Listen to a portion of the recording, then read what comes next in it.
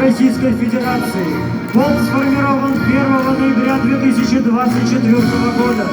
С момента своего образования 39-й зенитный ракетный полк выполняет задачи государственной важности по прикрытию от воздушного нападения противника объектов Новгородской области. Военнослужащие полка отмечены государственными наградами за участие в специальной военной операции. Парадный офицерский расчет возглавляет капитан Анохин Владимир Андреевич. Торжественным маршем проходит парадный расчет 42-го гвардейского Путиловско-Кировского ордена Ленина зенитного ракетного полка за массовый героизм личного состава по защите неба столицы нашей Родины.